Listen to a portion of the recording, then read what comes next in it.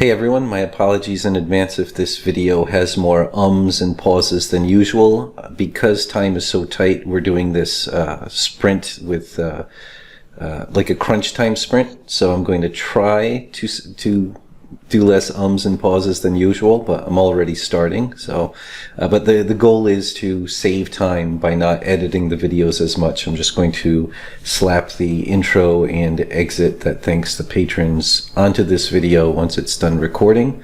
But anyway, with me as always is Corey. Say hi, Corey.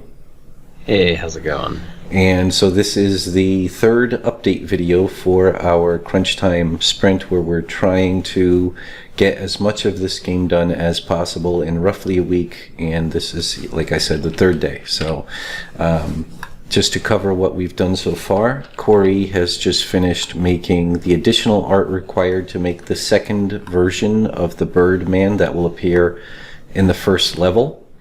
And the really cool thing about this version of the Birdman, not only does he have a shield, and the shield is going to function very much like some classic 16-bit arcade style games where the first time the player hits the Birdman, the shield will actually break a bit, it'll crack, and then the second time you hit it, it will shatter, which is what this frame is for. And then an attack after that will kill the Birdman. So this Birdman takes more damage, and he also makes an effort to stay farther away from the player. And his weapon is a throwing weapon, and it acts as a boomerang. So he'll actually throw this at you as a distance. While he's throwing it, his guard is down. He doesn't have his shield out in front of him. And then he will catch this as well on the way back. So you can either jump over when he throws this weapon and kill him while his guard is down, or you can just hack at him and break his shield and then hit him one more time. So that's going to be a lot of fun to get working in the game and then to actually play. And then let me get into, let's see here. I have it loaded already, I think. There we go. And the other things we got done, I will just show you by playing the level. So we have this environment set up a little better, and now there's these owls that actually drop those grenade-like bombs, and I just took damage from landing on one. And the Ramman is here, the basic Ramman. That looked like a little bug I'll have to figure out later. And the Ramman can take the damage appropriately from different attacks.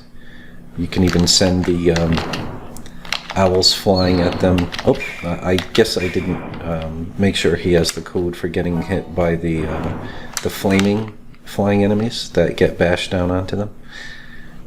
But as you can see, the biggest part of my time last night was taken up getting this owl working with the grenade. It proved to be a little trickier than I thought it would be. But anyway, yeah, there we go. I think it's looking great. Yeah. So far, this is visually my favorite level. And let's see, I think that is pretty much all we got done. That's actually not true. Hold on a second. Let's go into this folder. And Corey made, obviously you saw that basic Ramman already in the game, so he made that spriter file. And he also made the second version of the Ramman, which instead of swinging his Warhammer, he has this sack or pouch that carries more of those explosives like the owl has, and he'll actually throw them, and they'll go up in an arc and land and blow up, obviously. So that's going to add more gameplay variety to this level as well. But I haven't gotten him in yet, but that'll be my goal. When we're done with this video, I will start getting in the secondary humanoid enemies into the levels, or at least the ones obviously that we have the art for so far. Was there anything else, Corey, that I'm forgetting, or I think that's pretty much it. I think that's pretty much it. There's been a few little miscellaneous things that I've worked ahead on that we haven't shown yet. But other than that, All right, yeah, that's cool. So my goal is going to be to get in those secondary characters, including I hope to finally get on doing the variant of the gargoyle for the cave that's going to start by being upside down like a bat, kind of hiding on the ceiling, and then when you get close to under him, he'll drop down and do like an ambush attack, and he's going to have I think he's going to have a dagger. So that's the plan so far. Do you have specific plans for what you're going to do after getting, I guess, the this Spriter file done for this new Birdman? It could be either more environment work. I could either continue with this snowy level and get sort of some variant graphics going to mix it up a little bit. Right. I could either do that, or I could get the basics of the cave going. Yeah, I would actually, if you don't mind, if you're interested in it, I would love to start to get the swamp in there. It's the only environment so far that is just a clone of the first level still. Right. And like we already know roughly how the swamp is going to look. And the snow level is already the best looking level.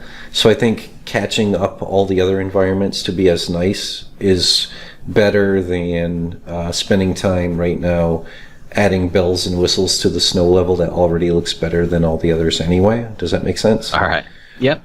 All right, cool. Yeah, I really look forward, because at that point we'll at least have the foundation of each level done, and then it would make sense once you get the core tile set and a repetitive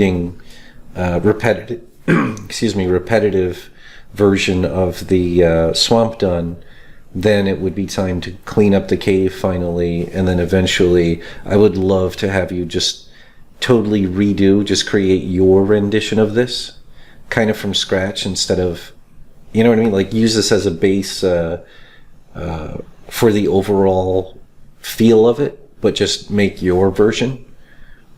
Okay. Yeah, I can. I mean, my initial take on it was I was going to take what you had and just try to refine it. But I can sort of take a fresh approach and try to get the general. I want to keep a lot of the all same types of trees and things you've got going, but like. I know what you mean. I can give it a swing. Because they're using quite a bit of tiles anyway, so you have quite a bit of freedom to make them look pretty darn freehand.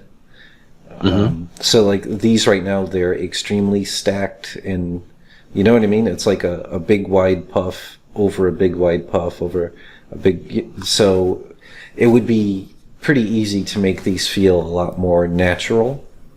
Right, yeah, a little more randomized. Exactly. Not as, like some of these leaves should be not as perfect looking. Yeah, exactly, that sort of thing. And then just I think I tried too hard to put too much detail and dither in the ground and stuff like that. It's not really the same as the aesthetic that is now established by environments like this. So like if you can get, and then there's also that consideration of potentially tweaking the whole overall palette to work with the two colors that can be changed to just try to get a more cohesive and nice feeling overall color scheme going. But that's also a low priority for this sprint. So the biggest priority is just getting the swamp done, and then catching back up the cave to polish that off so it looks good. And then probably it should be more important to get the bosses done, designed and as Spriter files and done. Yeah. And then I'm sure by then we'll already be out of time for this 1 week sprint. But after that, crunch time or no, the point is redoing this should wait until after all of the core elements are in there. Right. So, yeah. All right. Well, I will keep this video as short as possible. So I think that's it for this one. Thanks very much for watching. And as always, to our patrons, thanks so much for your support.